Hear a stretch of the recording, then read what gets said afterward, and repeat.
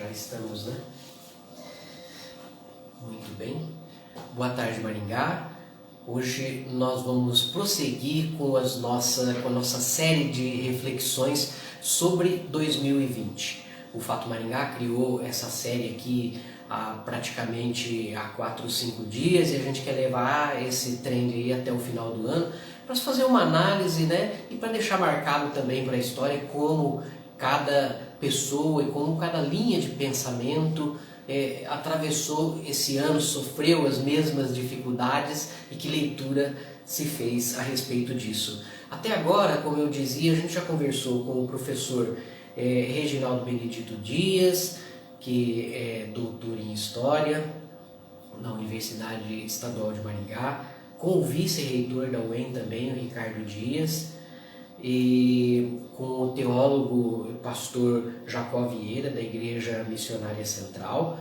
E ontem a Ligiane conversou com o presidente da Sociedade Brasileira de Bioética, Edson Umida, e hoje nós vamos ter o prazer de conversar com o advogado Eliseu Fortes, que nos honra com a sua presença e com a sua opinião sobre o mundo, né? E sobre aquilo que move o mundo. Então aqui a entrada do Eliseu, para a gente começar essa reflexão que é importante neste momento ímpar da sociedade, né? Já que similar nós só tivemos há 100 anos e agora, com todo esse volume de comunicação que a gente tem, se percebe muito mais as coisas e tudo aquilo que movimenta as coisas. O Eliseu sabe exatamente daquilo que eu estou falando. Muito obrigado pela sua presença, doutor Eliseu Fortes, que é advogado, né? E eu não vou chamar o senhor de político, porque senão o senhor vai se ofender, né? Durante a sua campanha, o senhor não gosta muito que chame o senhor de político, mas, na verdade, quando o senhor fala assim, o senhor entende dizer que não é um político de carreira, né? Porque político, no final das contas, somos todos nós. Muito obrigado pela sua presença. Obrigado, Leonel. Nós realmente, durante a campanha, fizemos questão de tentar deixar claro a ausência do vínculo político de carreira, né? Que é aquele candidato que é candidato a tudo. Quando ele não é candidato a alguma coisa, ele se sente mal, né? E nós fizemos uma campanha centrado nesse jargão, nessa filosofia. E você estava falando aí do ano de 2020, esse ano foi tudo diferente, né? Até a campanha política foi diferente. Com certeza, para vocês da imprensa, a cobertura foi bem diferente também, né? Porque nós iniciamos o ano de um jeito, né, Zé Carlos? E acabamos sendo pegos de surpresa no mês de março. Digamos assim, eu sinceramente não acredito que as autoridades do Brasil inteiro não sabiam da potencialidade desse vírus já antes do carnaval. Mas como você sabe que o carnaval é uma festa muito importante economicamente falando, preferiram deixar passar para depois soltar, igual aconteceu na eleição agora, né? Não teve muita diferença.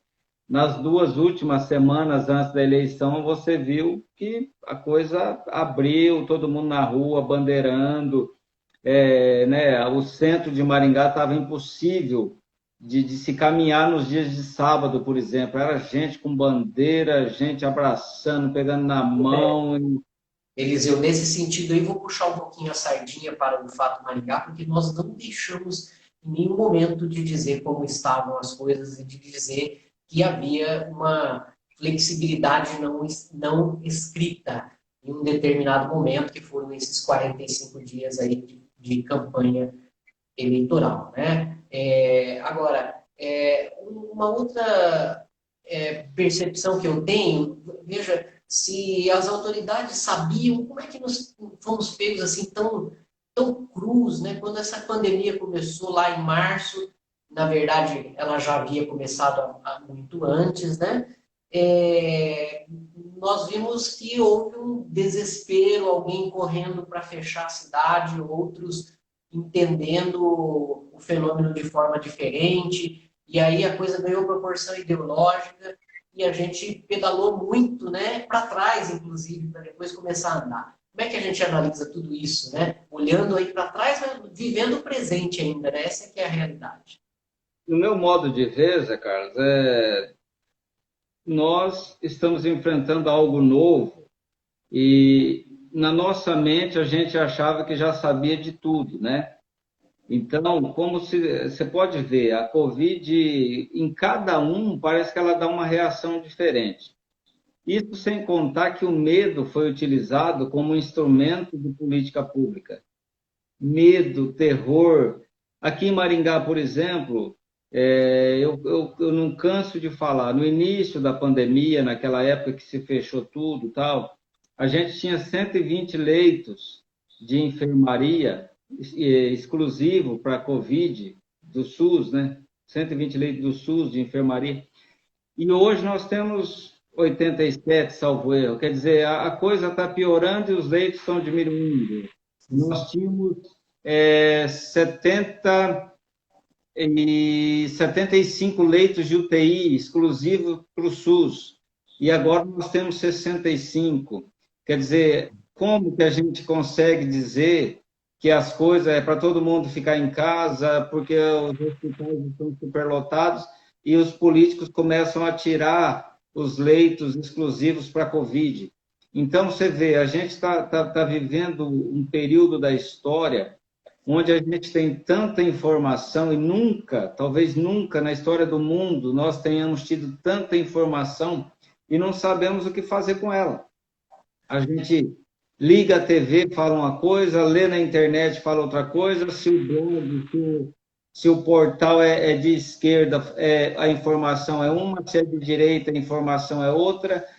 Eu acho que, de uma vez por todas, ficou sepultado o mito da imprensa imparcial, né? Porque não tem mais imparcialidade, assim como não tem no judiciário também. Eu sou advogado e eu sempre... Porque uma das primeiras coisas que a gente aprende é que o juiz é imparcial. É impossível, ele é ser humano. Ele já toma partido de cara. Quando ele vê a tua causa, ele já tomou um partido. Ele tem mais facilidade de julgar de uma forma ou de outra, dependendo da informação, a notícia é uma interpretação da realidade, né? Isso, obviamente, se 3 pessoas escreverem a mesma notícia que presenciaram, vão escrever diferente, né? Isso é a questão da intencionalidade, né? O senhor acredita que hoje todos esses recursos que temos à disposição facilitam também, vamos dizer assim, a difusão de ideias que levam as pessoas... Vou citar, por exemplo, um exemplo, né? Se eu quero indicar uma pessoa para um determinado cargo, mas eu sei que ela não tem, vamos dizer assim, não é tanto do agrado da sociedade, então eu indico um outro, né, que eu sei que não vão gostar dele porque, de repente, não é do local, ou porque vem de um outro partido. E aí eu faço com que as pessoas, odiando aquele lá, aceitem facilmente esse que eu queria realmente, que dizia que não serve. É o tal do balão de ensaio, né? Você joga um nome para ser contestado, aí você coloca o que você queria, né? Tem muito isso em política, Zé Carlos. Infelizmente, a gente não consegue acompanhar a criatividade das pessoas, inclusive a criatividade dos políticos, né? Você pode ver que toda vez que precisa, e isso eu estou dizendo a nível de Congresso Nacional, por exemplo, toda vez que precisa arrochar alguma coisa na questão tributária, por exemplo, se solta uma matéria falando, o deputado fulano de tal apresentou um projeto de liberação do aborto. Aí todo mundo vai falar de aborto, quando na verdade o que está por trás é uma matéria tributária, instituindo um novo imposto, um novo tributo, arrochando alguma contribuição. né? De tal forma que a gente já sabe que existe essa cortina de fumaça. As cortinas de fumaça, né? Essas cortinas precisam realmente um fluxo maior de comunicação, acaba criando. Então, estamos aprendendo, porque de repente nós nos encontramos em um mundo assim, de março para cá, e fez com que esse tipo de diálogo que nós estamos tendo, né, que obviamente seria muito mais oportuno se fosse frente a frente, hoje ele está nesse modo aqui, e, na verdade, faz com que a gente otimize uma tecnologia que nós temos à disposição, né? Para o bem e para o mal, né? A gente sabe exatamente disso. Aí, se a gente olhar para a história e imaginar, bom, imagine como era a política e a relação de comunicação nos tempos da gripe espanhola. A gente não precisa voltar tanto, né? A gente só ficava sabendo através dos jornais, né? Hoje o jornal, praticamente, aqui em Maringá tem um jornal escrito, né? Por quê? Porque é tão atrasada a notícia que ninguém mais quer ler, né? Nós estamos conversando aqui agora. E se a gente for esperar para conversar sobre o jornal da noite, ou o jornal de manhã, nós já vamos estar atrasados anos-luz, né? É o que a gente falava aqui no começo sobre a quantidade de informação que nós temos, e você disse agora, essa quantidade de informação é utilizada para o bem ou para o mal, não é verdade? Porque muitas vezes é utilizada para o mal também, né? Então, nós vimos aí nesse período de pandemia a quantidade de informações que nós tivemos, agora com a vacina, a quantidade de informações que nós temos. Tem hora que você pensa que você pode tomar vacina, dali 5 minutos que vem uma informação que você fala, eu já não vou tomar mais a vacina. Então, é muita informação, e eu costumo falar, Leonel, que a gente tem um especialista a cada metro agora, né? Para tudo que você quiser. Olha, se explodir uma bomba atômica, uma bomba do que você quiser, vai aparecer imediatamente 50 especialistas, um em cada TV, um em cada jornal, falando que é especialista naquilo. Então, nós vimos que os especialistas, por exemplo, da Covid, todos eles erraram. Todos eles erraram. Não teve um que acertou. O Imperial College, que veio com aquela conversa no começo, que ia morrer 1 milhão de pessoas até agosto, né? Aqui no Brasil, quer dizer, nós já passamos de agosto, não morreu 1 milhão e não vai morrer 1 milhão de pessoas de Covid. Mas aquele medo que nós ficamos, aquilo facilitou tanta coisa e agora quem está trabalhando é a polícia, né? Pegando o pessoal que andou vendendo respirador sem ter, andou vendendo equipamento de hospital sem existir e com compra, com dispensa de licitação. Então, tudo isso está sendo um aprendizado para a gente no sentido de que a maldade humana, eu tenho muito, sabe, Leonel, eu tenho muito pouca esperança na natureza humana, porque a natureza humana é capaz de fazer qualquer coisa. De fato, você é a primeira pessoa que a gente está conversando aqui nessas reflexões sobre esse ano, né, que ainda não acabou, né, ainda tem muita coisa ruim para vir por aí, né, a gente tem que dizer assim, por exemplo, amanhã o pedágio na nossa região fica mais caro, né, entendeu? Então, pensa assim, no meio de uma pandemia, a ganância, e não só a ganância, esse fenômeno que você falava aí antes, aí, que nada mais é do que corrupção. A corrupção, ela encontra terreno farto e fértil para querer ganhar mais, até mesmo se ela souber que amanhã acabou o mundo, né? Estamos exterminados, mas com o bolso cheio de dinheiro, né? Do ponto de vista humano, te peço assim, eu vejo que você é bastante preocupado com todo aquilo que é administração pública, essa dificuldade de ter confiança, né, nas estruturas e nas pessoas que compõem depois, vamos dizer, a administração nos seus vários níveis, né, no nosso caso aqui em Maringá, o senhor foi candidato, e é esse o ponto, né? E aí gostaria que o senhor trouxesse isso para a vida em geral. O senhor acha que essa experiência que a gente está vivendo esse ano pode nos fazer começar a refletir diferente sobre aquilo que precisamos realmente? Olha, Leonel, eu tenho convicção plena que a política só é uma reflexão, é um reflexo do que nós somos individualmente. sabe? Andando e conversando com as pessoas nas ruas, você vê que não difere muito. Tanto que, se você olhar a Câmara de Vereadores de Maringá, ela foi renovada quase 50%. Acho que todo mundo achava que ia ser muito mais, mas não é isso que o povo quer.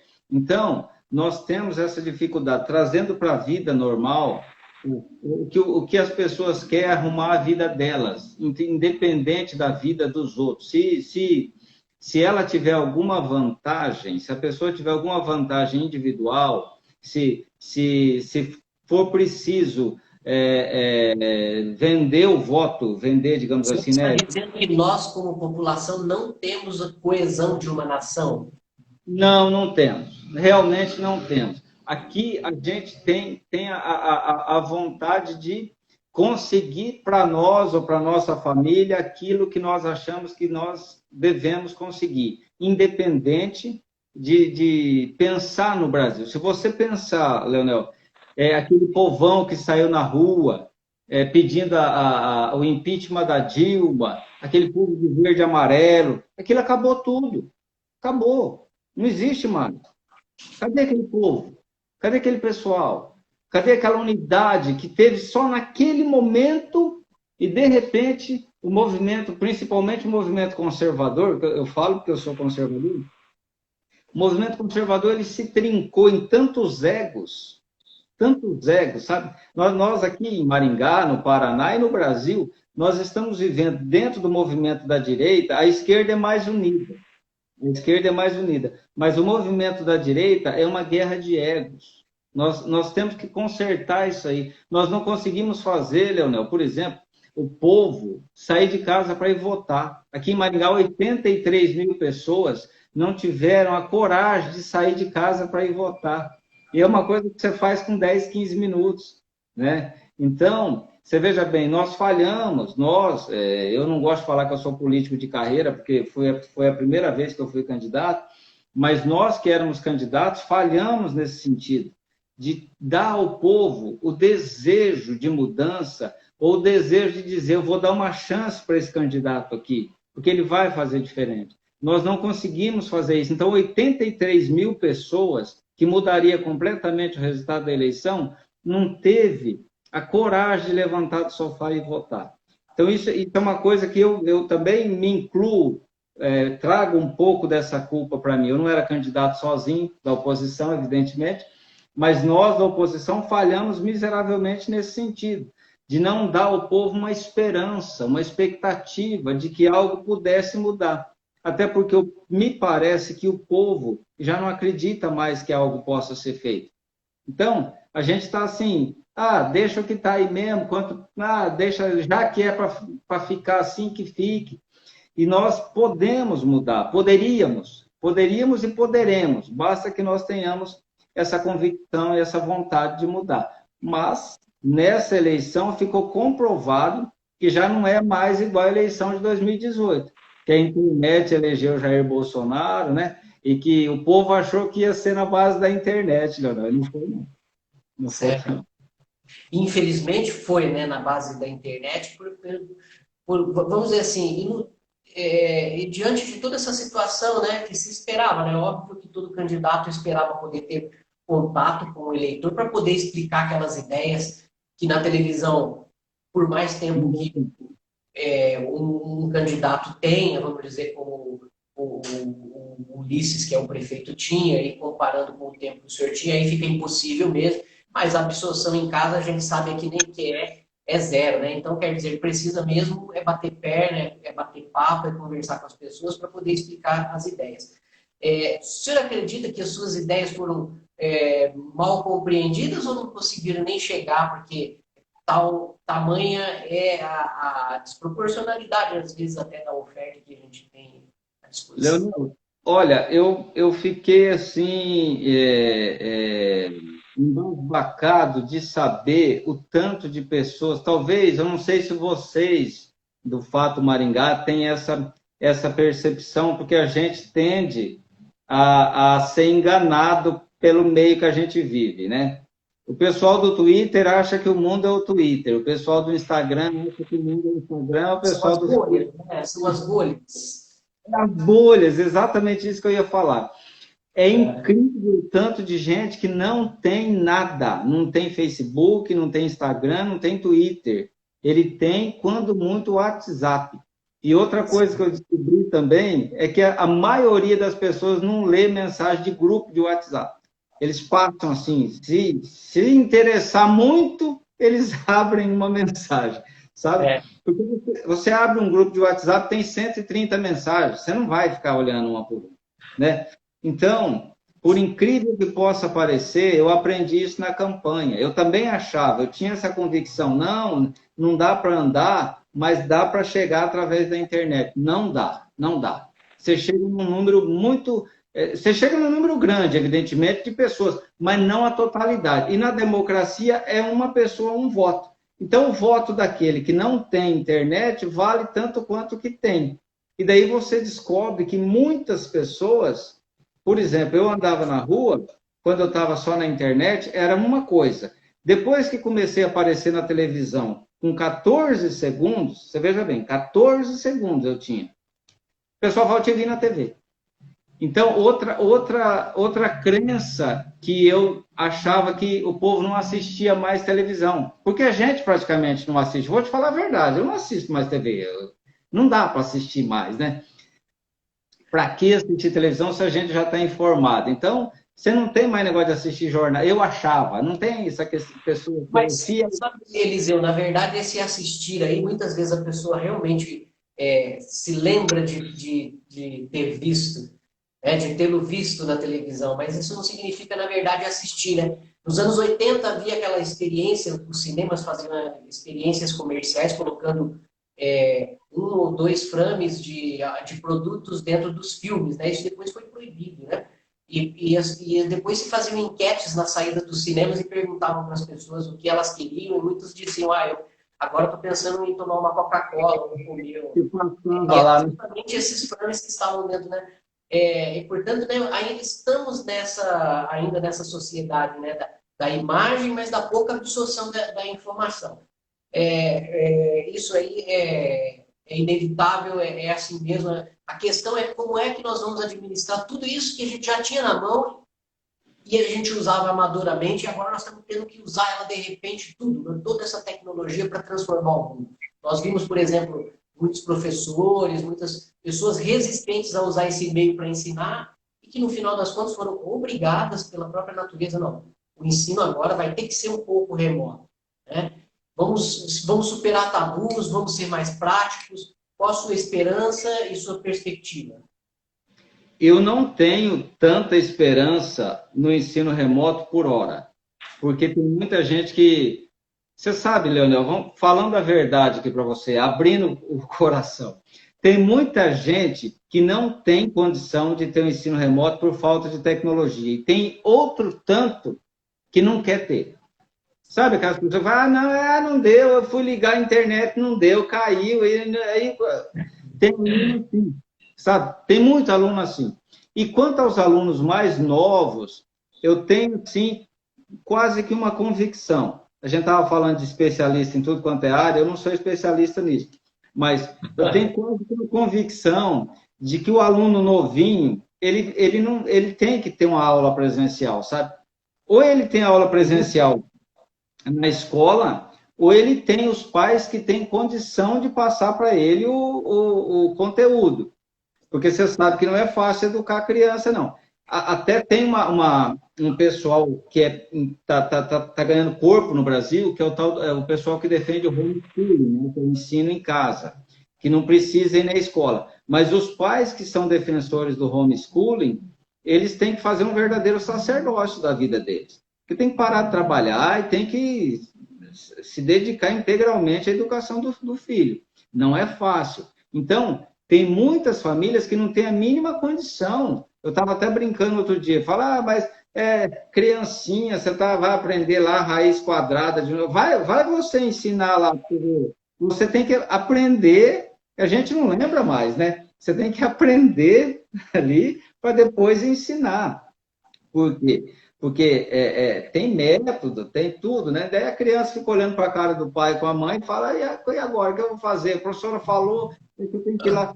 É complicado. Mas o aluno adulto, de universidade, por exemplo, ele coloca muito empecilho. A gente vive, Leonel, uma era que a pessoa se vitimiza muito, né? Ah, onde eu moro a internet não pega, onde eu moro não tem jeito, não dá, e nós vamos ter que enfrentar isso ainda. Eu tenho só medo de uma coisa, Leonel, a colheita que nós vamos ter desse pessoal aí, a colheita de formados, tá? Porque quando a aula era presencial, a gente já colhia um bando de analfabeto funcional.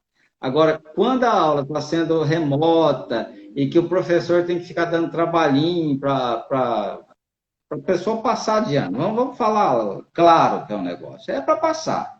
Né? Faltou uma aula, não viu, a prova, não sei o quê. Então, vai se passar muita gente sem a mínima condição. E depois, no mercado de trabalho, nós vamos ter que conviver com isso aí. O seu caso de jornalista, você vai encontrar muitos jornalistas que não sabem escrever. Bom, e do ponto de vista humano, que evolução você espera aí da sociedade agora? Esperamos, obviamente, que tenhamos uma vacina, pelo menos uma que seja realmente eficaz, né? Porque muito se fala de comprar, de ter à disposição e de plano, e tudo isso, obviamente, é necessário, mas precisamos realmente de resultados, né? Estamos assistindo os Estados Unidos e os ingleses fazendo as primeiras experiências, né? Experiências, no modo de dizer, que eles já estão aplicando, com resultados que ainda vamos perceber no futuro. Mas o fato é que ela já existe, né? Nós podemos esperar este pós-pandemia? Eu espero que a sociedade volte para si e veja o quanto nós ainda estamos carentes de trabalhar em conjunto, né? Essa nossa busca incessante por bens materiais acaba fazendo com que nós tenhamos sérios problemas, inclusive para fazer até os nossos familiares encontrar um mundo melhor, que a gente trabalha para deixar para quem vem, para a próxima geração. O Edmund Burke dizia o seguinte, que a sociedade é formada dos vivos, dos mortos e dos que estão por nascer. Por quê? Porque os mortos nos deram a experiência, nós estamos fazendo o mundo para deixar para quem está ainda por nascer. E nós estamos... Eu não acredito em salto assim, individual, sabe? Eu acredito que a sociedade possa chegar a uma evolução, mas não é do dia para a noite. Eu tenho essa convicção comigo. Nós estamos do jeito que estamos, apesar do indivíduo, porque a sociedade ela vai como um todo, ela vai dando passos e não saltos gigantescos, porque não adianta uma pessoa só ser evoluída no meio social. Você pode ter um gênio em Maringá, mas um gênio, o que ele vai fazer se o povo for atrasado? Não é verdade? Então nós temos que ir todos juntos. E eu imagino, Leonel, que essa evolução que vai resultar numa evolução, evidentemente.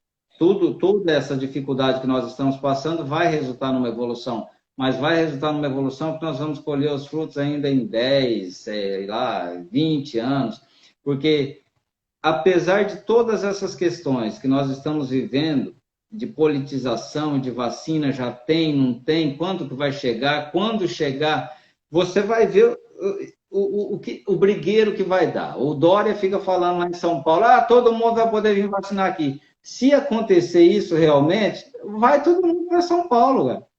Entendeu? Quem puder ir, vai e que se lasque. É assim que funciona a vida, né? Então nós sabemos... aglomerações. Ele vai fazer a maior aglomeração lá em São Paulo, se é que isso vai acontecer. Então, nós ainda não temos esse salto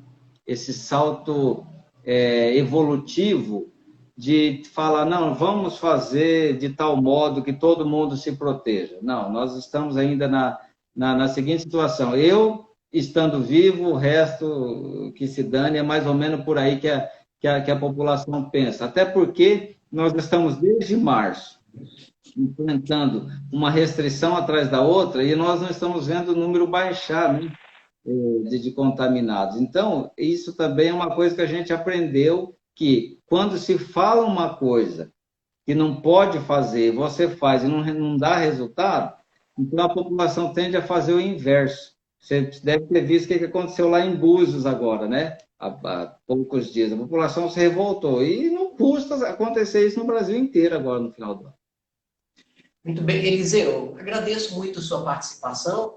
Se você quiser deixar uma mensagem final sobre o seu modo de ver aí essa nossa experiência e um pouco também daquilo que se vislumbra para o futuro, eu agradeço. Leonel, eu agradeço muito o convite e quero deixar a todos que estão nos assistindo agora e que vão nos assistir depois, os votos de um Feliz Natal, de um próspero Ano Novo, que realmente 2021 possa nos trazer outro ar, né? Porque nós passamos esse ano todo num clima de medo, de tensão, de não saber se os nossos filhos vão ser infectados, se nós vamos ser infectados, se uma gripe que a gente sempre falou que era doença de rico, né, Leonel? Agora, de repente, virou uma coisa triste. Então, eu espero que nós venhamos a aprender com tudo que estamos passando e que o ano de 2021, evidentemente, não vai, no começo, vai continuar tudo como está, porque vai demorar para a gente ter uma segurança maior, né? Eu não acho que de mudar o ponteiro do relógio lá vai fazer todas as coisas se chegar no lugar, mas que nós venhamos a aprender em 2021 e que consigamos ter um ano, pelo menos mentalmente, melhor do que esse. Eliseu, muito obrigado. A próxima, então, a gente vai se encontrar junto aí para bater um papo, mas para tomar um café juntos. Todo mundo vacinado, se Deus quiser. Um abraço.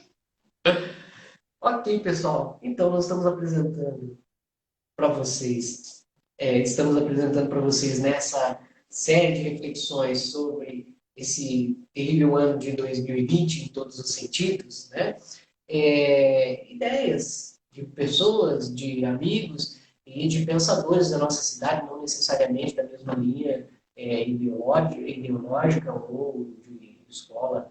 E a gente respeita muito isso, porque a gente acha que a informação também tem essa missão aí de colocar em debate as ideias, da gente ser disponível um pouco mais a ouvir a ideia do outro, sem ter necessidade de taxá-lo disso ou daquilo. Muito obrigado pela sua atenção e até a próxima. Então, aqui a entrada do Eliseu, para a gente começar essa reflexão que é importante neste momento ímpar da sociedade, né? Já que similar nós só tivemos há 100 anos e agora, com todo esse volume de comunicação que a gente tem, se percebe muito mais as coisas e tudo aquilo que movimenta as coisas. O Eliseu sabe exatamente daquilo que eu estou falando. Muito obrigado pela sua presença, doutor Eliseu Fortes, que é advogado, né? E eu não vou chamar o senhor de político, senão o senhor vai se ofender, né? Durante a sua campanha, o senhor não gosta muito que chame o senhor de político, mas, na verdade, quando o senhor fala assim, o senhor entende dizer que não é um político de carreira, né? Porque político, no final das contas, somos todos nós. Muito obrigado pela sua presença. Obrigado, Leonel. Nós realmente, durante a campanha, fizemos questão de tentar deixar claro a ausência do vínculo político de carreira, né? Que é aquele candidato que é candidato a tudo. Quando ele não é candidato a alguma coisa, ele se sente mal, né? E nós fizemos uma campanha centrado nesse jargão, nessa filosofia, E você estava falando aí do ano de 2020, esse ano foi tudo diferente, né? Até a campanha política foi diferente. Com certeza, para vocês da imprensa, a cobertura foi bem diferente também, né? Porque nós iniciamos o ano de um jeito, né, Zé Carlos? E acabamos sendo pegos de surpresa no mês de março. Digamos assim, eu sinceramente não acredito que as autoridades do Brasil inteiro não sabiam da, da potencialidade desse vírus já antes do carnaval. Mas como você sabe que o carnaval é uma festa muito importante economicamente falando, preferiram deixar passar para depois soltar, igual aconteceu na eleição agora, né? Não teve muita diferença. Nas 2 últimas semanas antes da eleição, você viu que a coisa abriu, todo mundo na rua, bandeirando, né? O centro de Maringá estava impossível de se caminhar nos dias de sábado, por exemplo. Era gente com bandeira, gente abraçando, pegando na mão. Eliseu, nesse sentido aí, vou puxar um pouquinho a sardinha para o Fato Maringá, porque nós não deixamos em nenhum momento de dizer como estavam as coisas e de dizer que havia uma flexibilidade não escrita em um determinado momento, que foram esses 45 dias aí de campanha eleitoral, né? Agora, uma outra percepção que eu tenho, veja, se as autoridades sabiam, como é que nós fomos pegos assim tão crus, né? Quando essa pandemia começou lá em março, na verdade, ela já havia começado há muito antes, né? Nós vimos que houve um desespero, alguém correndo para fechar a cidade, outros entendendo o fenômeno de forma diferente, e aí a coisa ganhou proporção ideológica, e a gente pedalou muito, né, para trás, inclusive, para depois começar a andar. Como é que a gente analisa tudo isso, né? Olhando aí para trás, mas vivendo o presente ainda, né? Essa que é a realidade. No meu modo de ver, Zé Carlos, nós estamos enfrentando algo novo e na nossa mente a gente achava que já sabia de tudo, né? Então, como se, você pode ver, a Covid, em cada um, parece que ela dá uma reação diferente.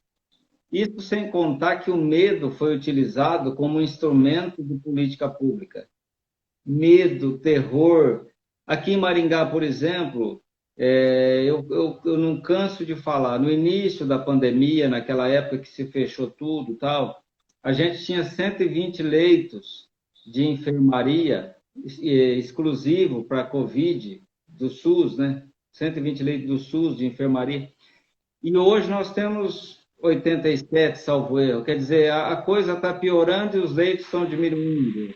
Nós tínhamos 75 leitos de UTI exclusivos para o SUS. E agora nós temos 65. Quer dizer, como que a gente consegue dizer que as coisas é para todo mundo ficar em casa, porque os hospitais estão superlotados e os políticos começam a tirar os leitos exclusivos para a Covid? Então, você vê, a gente está vivendo um período da história onde a gente tem tanta informação e nunca, talvez nunca na história do mundo, nós tenhamos tido tanta informação e não sabemos o que fazer com ela. A gente liga a TV, fala uma coisa, lê na internet, fala outra coisa, se o blog, se o portal é de esquerda, a informação é uma, se é de direita, a informação é outra. Eu acho que, de uma vez por todas, ficou sepultado o mito da imprensa imparcial, né? Porque não tem mais imparcialidade, assim como não tem no judiciário também. Eu sou advogado e eu sempre... Porque uma das primeiras coisas que a gente aprende é que o juiz é imparcial. É impossível, ele é ser humano. Ele já toma partido de cara. Quando ele vê a tua causa, ele já tomou um partido. Ele tem mais facilidade de julgar de uma forma ou de outra, dependendo da informação, a notícia é uma interpretação da realidade, né? Isso, obviamente, se 3 pessoas escreverem a mesma notícia, que presenciaram vão escrever diferente, né? Isso é a questão da intencionalidade, né? O senhor acredita que hoje todos esses recursos que temos à disposição facilitam também, vamos dizer assim, a difusão de ideias que levam as pessoas. Vou citar, por exemplo, um exemplo, né? Se eu quero indicar uma pessoa para um determinado cargo, mas eu sei que ela não tem, vamos dizer assim, não é tanto do agrado da sociedade, então eu indico um outro, né? Que eu sei que não vão gostar dele porque de repente não é do local ou porque vem de um outro partido. E aí eu faço com que as pessoas, odiando aquele lá, aceitem facilmente esse que eu queria realmente, que dizia que não serve. É o tal do balão de ensaio, né? Você junta um nome para ser contestado, aí você coloca o que você queria, né?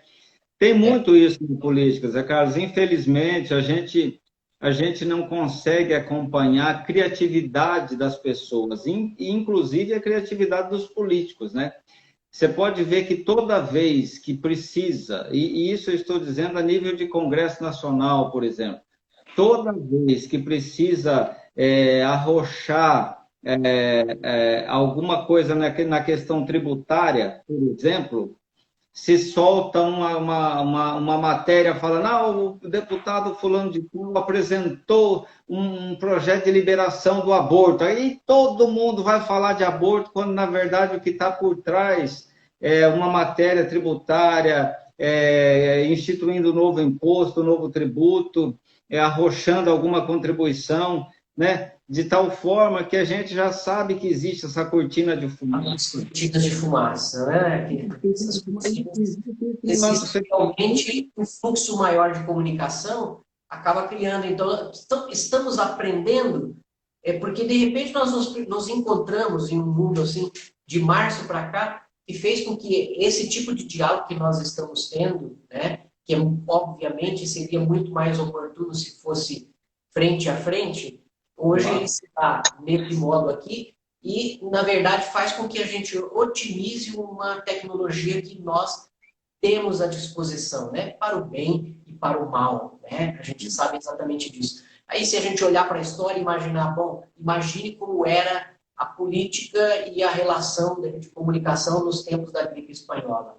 A gente não precisa voltar tanto, né? A gente só ficava sabendo através dos jornais, né? Hoje o jornal, praticamente, aqui em Maringá tem um jornal escrito, né? Por quê? Porque é tão atrasada a notícia que ninguém mais quer ler, né? Nós estamos conversando aqui agora. E se a gente for esperar para conversar sobre o jornal da noite, ou o jornal de manhã, nós já vamos estar atrasados anos-luz, né? É o que a gente falava aqui no começo sobre a quantidade de informação que nós temos, e você disse agora. Essa quantidade de informação é utilizada para o bem ou para o mal, não é verdade? Porque muitas vezes é utilizada para o mal também, né? Então, nós vimos aí nesse período de pandemia a quantidade de informações que nós tivemos, agora com a vacina, a quantidade de informações que nós temos. Tem hora que você pensa que você pode tomar vacina, dali 5 minutos que vem uma informação que você fala, eu já não vou tomar mais a vacina.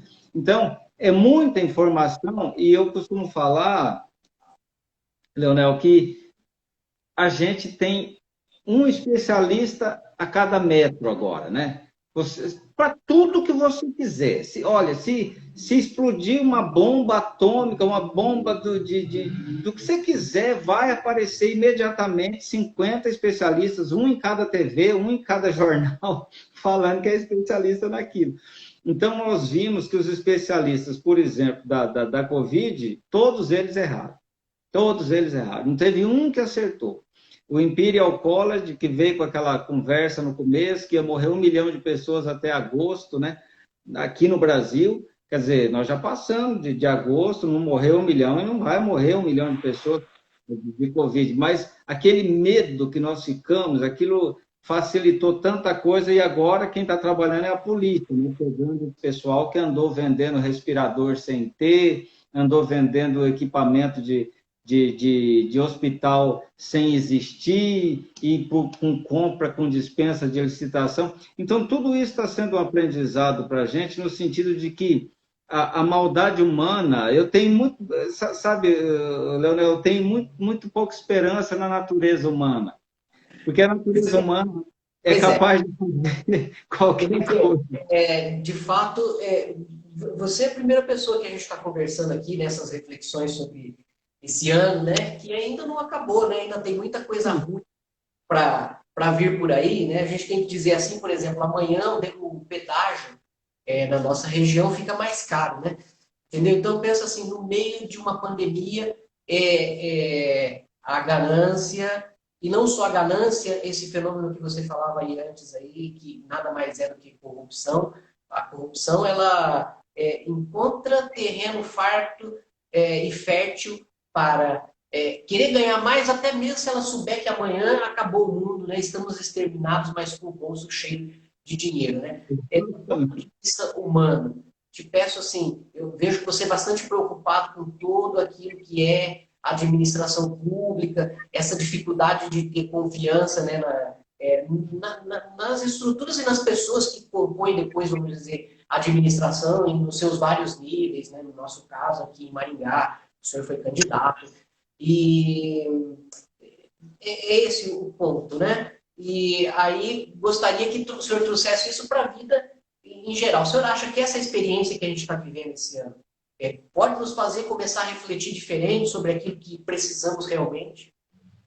Olha, Leonel, eu tenho convicção plena que a política só é uma reflexão, um reflexo, perdão, é um reflexo do que nós somos individualmente, sabe? Andando e conversando com as pessoas nas ruas, você vê que não difere muito. Tanto que, se você olhar a Câmara de Vereadores de Maringá, ela foi renovada quase 50%. Acho que todo mundo achava que ia ser muito mais. Mas não é isso que o povo quer. Então, nós temos essa dificuldade, trazendo para a vida normal o que as pessoas querem arrumar a vida delas, independente da vida dos outros. Se ela tiver alguma vantagem, se a pessoa tiver alguma vantagem individual, se for preciso vender o voto, digamos assim, Você né? está dizendo que nós, como população, não temos a coesão de uma nação? Não temos. Realmente não temos. Aqui a gente tem a vontade de conseguir para nós ou para nossa família aquilo que nós achamos que nós devemos conseguir, independente de pensar no Brasil. Se você pensar, Leonel, aquele povão que saiu na rua pedindo o impeachment da Dilma, aquele povo de verde e amarelo, aquilo acabou tudo. Acabou. Não existe mais. Cadê aquele povo? Cadê aquele pessoal? Cadê aquela unidade que teve só naquele momento e, de repente, o movimento, principalmente o movimento conservador, eu falo porque eu sou conservador, o movimento conservador ele se trincou em tantos egos, sabe? Nós aqui em Maringá, no Paraná e no Brasil, nós estamos vivendo dentro do movimento da direita, a esquerda é mais unida. A esquerda é mais unida. Mas o movimento da direita é uma guerra de egos. Nós temos que consertar isso aí. Nós não conseguimos fazer, Leonel, por exemplo, o povo sair de casa para ir votar. Aqui em Maringá, 83 mil pessoas não tiveram a coragem de sair de casa para ir votar. E é uma coisa que você faz com 10, 15 minutos, né? Então, você veja bem, nós falhamos, eu não gosto de falar que eu sou político de carreira, porque foi a primeira vez que eu fui candidato, mas nós que éramos candidatos falhamos nesse sentido, de dar ao povo o desejo de mudança, ou o desejo de dizer, eu vou dar uma chance para esse candidato aqui, porque ele vai fazer diferente. Nós não conseguimos fazer isso. Então, 83 mil pessoas, que mudaria completamente o resultado da eleição, não teve a coragem de levantar do sofá e votar. Então, isso é uma coisa que eu também me incluo, trago um pouco dessa culpa para mim. Eu não era candidato sozinho, da oposição, evidentemente, mas nós, da oposição, falhamos miseravelmente nesse sentido, de não dar ao povo uma esperança, uma expectativa de que algo pudesse mudar. até porque me parece que o povo já não acredita mais que algo possa ser feito. Então, a gente está assim, deixa o que está aí mesmo, deixa, já que é para ficar assim, que fique. E nós podemos mudar, poderíamos e poderemos, basta que nós tenhamos essa convicção e essa vontade de mudar. Mas, nessa eleição, ficou comprovado que já não é mais igual à eleição de 2018, que a internet elegeu Jair Bolsonaro, né? E que o povo achou que ia ser na base da internet, Leonel. Não foi, não. Não foi, não. Infelizmente foi, né, na base da internet, vamos dizer assim, e diante de toda essa situação, né, que se esperava, né, óbvio que todo candidato esperava poder ter contato com o eleitor para poder explicar aquelas ideias que na televisão, por mais tempo que um candidato tenha, vamos dizer, como o Ulisses, que é o prefeito, tinha, e comparando com o tempo que o senhor tinha, aí fica impossível mesmo, mas a absorção em casa a gente sabe que nem que é zero, né? Então, quer dizer, precisa mesmo bater perna, bater papo, conversar com as pessoas para poder explicar as ideias. O senhor acredita que as suas ideias foram mal compreendidas ou não conseguiram nem chegar, porque tamanha é a desproporcionalidade, às vezes, até da oferta que a gente tem à disposição? Leonel, olha, eu fiquei assim, embasbacado de saber o tanto de pessoas. Talvez, eu não sei se vocês do Fato Maringá têm essa percepção, porque a gente tende a ser enganado pelo meio que a gente vive, né? O pessoal do Twitter acha que o mundo é o Twitter, o pessoal do Instagram acha que o mundo é o Instagram, o São pessoal as do... bolhas, né? São as bolhas. As bolhas, exatamente isso que eu ia falar. É incrível o tanto de gente que não tem nada, não tem Facebook, não tem Instagram, não tem Twitter. Ele tem, quando muito, o WhatsApp. E outra coisa que eu descobri também é que a maioria das pessoas não lê mensagem de grupo de WhatsApp. Eles passam assim, se interessar muito, eles abrem uma mensagem, sabe? Porque você abre um grupo de WhatsApp, tem 130 mensagens, você não vai ficar olhando uma por uma, né? Então, por incrível que possa parecer, eu aprendi isso na campanha. Eu também achava, eu tinha essa convicção, não dá para andar, mas dá para chegar através da internet. Não dá, não dá. Você chega num número muito... Você chega num número grande, evidentemente, de pessoas, mas não a totalidade. E na democracia é uma pessoa, um voto. Então, o voto daquele que não tem internet vale tanto quanto o que tem. E daí você descobre que muitas pessoas... Por exemplo, eu andava na rua, quando eu estava só na internet, era uma coisa. Depois que comecei a aparecer na televisão, com 14 segundos, você veja bem, 14 segundos eu tinha. O pessoal fala, eu te vi na TV. Então, outra crença que eu achava que o povo não assistia mais televisão. Porque a gente praticamente não assiste. Vou te falar a verdade, eu não assisto mais TV. Não dá para assistir mais, né? Para que assistir televisão se a gente já está informado? Então, você não tem mais negócio de assistir jornal. Eu achava, não tem essa pessoa... Mas, sabe, Eliseu, na verdade, esse assistir aí, muitas vezes a pessoa realmente se lembra de ter visto, né, de tê-lo visto na televisão, mas isso não significa, na verdade, assistir, né?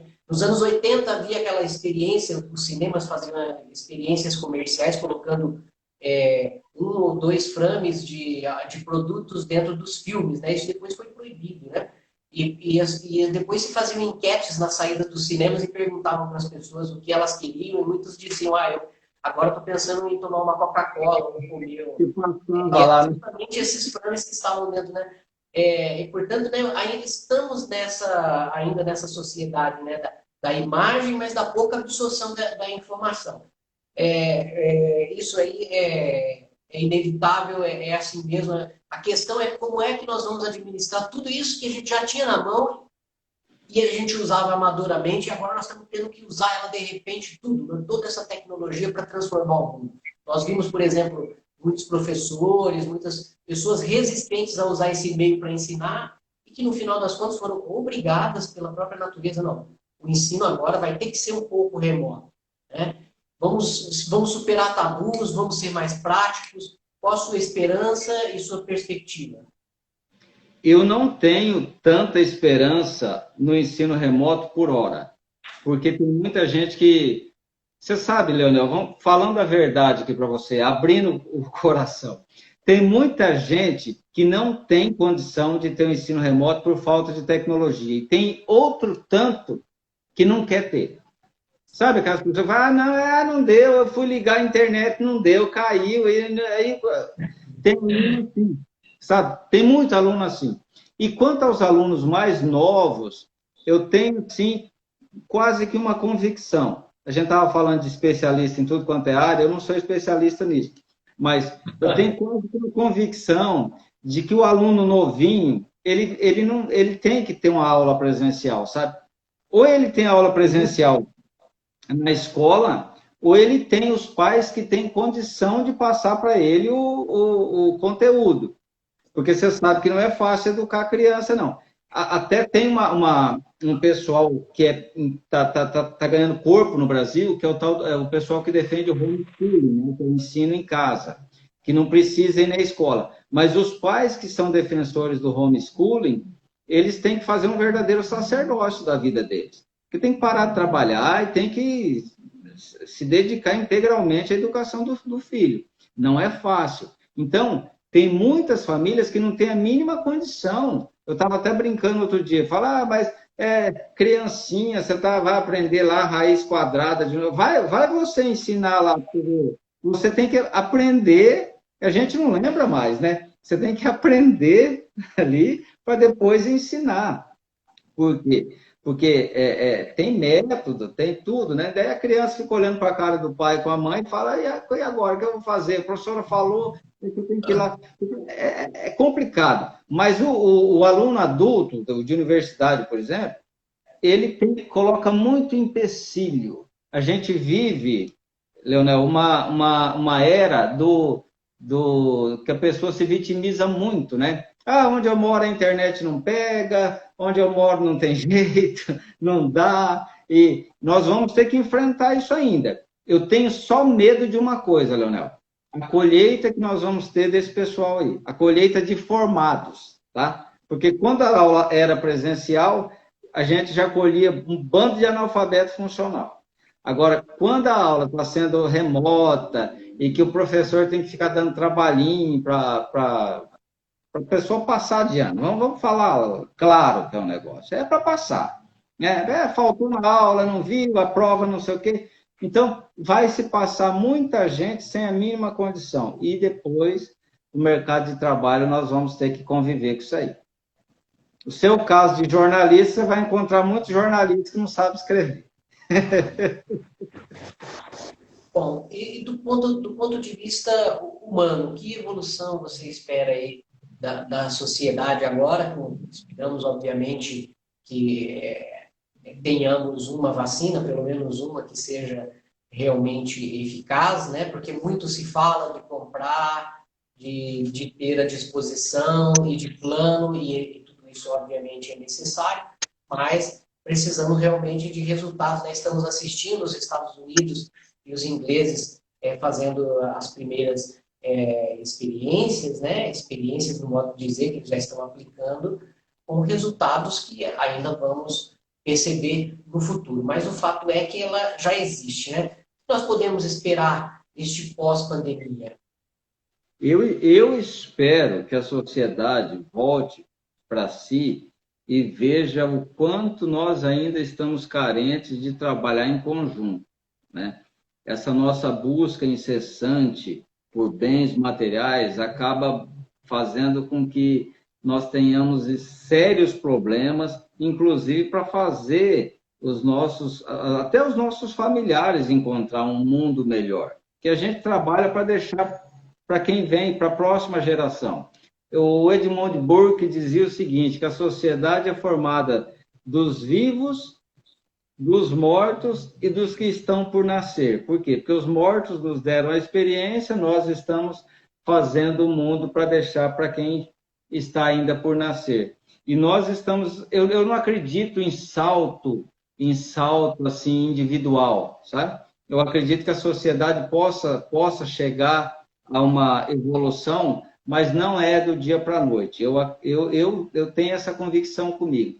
Nós estamos do jeito que estamos, apesar do indivíduo, porque a sociedade ela vai como um todo, ela vai dando passos e não saltos gigantescos, porque não adianta uma pessoa só ser evoluída no meio social. Você pode ter um gênio em Maringá, mas um gênio, o que ele vai fazer se o povo for atrasado? Não é verdade? Então nós temos que ir todos juntos. E eu imagino, Leonel, que essa evolução que vai resultar numa evolução, evidentemente. Toda essa dificuldade que nós estamos passando vai resultar numa evolução, mas vai resultar numa evolução que nós vamos colher os frutos ainda em 10, sei lá, 20 anos, porque apesar de todas essas questões que nós estamos vivendo, de politização, de vacina, já tem, não tem, quando que vai chegar, quando chegar, você vai ver o brigueiro que vai dar. O Dória fica falando lá em São Paulo, todo mundo vai poder vir vacinar aqui. Se acontecer isso realmente, vai todo mundo para São Paulo, cara. Entendeu? Quem puder ir, vai, e que se lasque. É assim que funciona a vida, né? Então nós sabemos... aglomerações. Ele vai fazer a maior aglomeração lá em São Paulo, se é que isso vai acontecer. Então, nós ainda não temos esse salto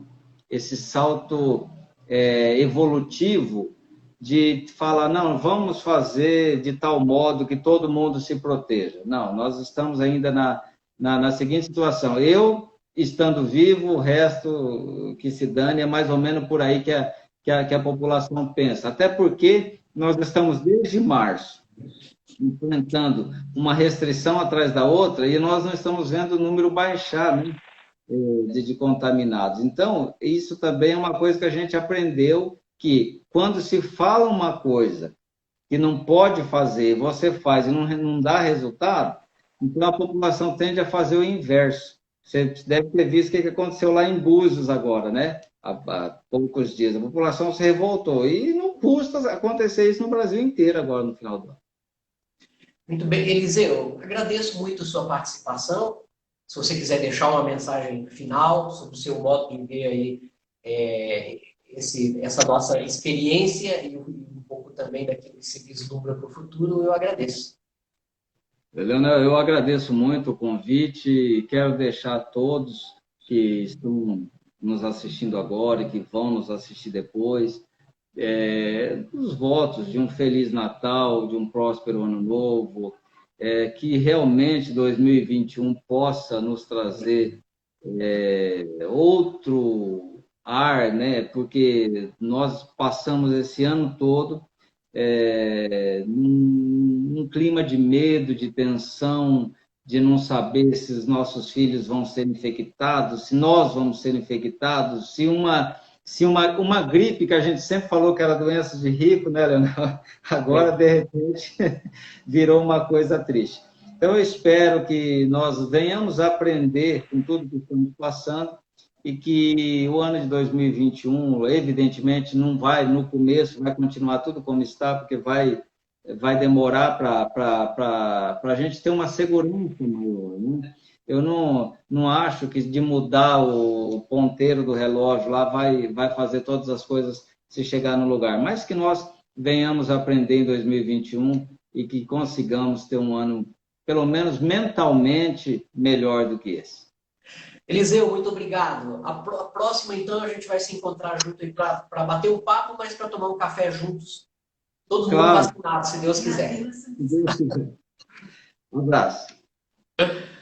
Ok, pessoal. Então, nós estamos apresentando para vocês, nessa série de reflexões sobre esse terrível ano de 2020, em todos os sentidos, né?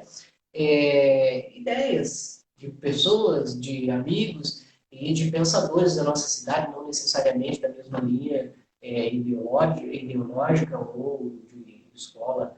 E a gente respeita muito isso, porque a gente acha que a informação também tem essa missão aí de colocar em debate as ideias, da gente ser disponível um pouco mais a ouvir a ideia do outro, sem ter necessidade de taxá-lo disso ou daquilo. Muito obrigado pela sua atenção e até a próxima.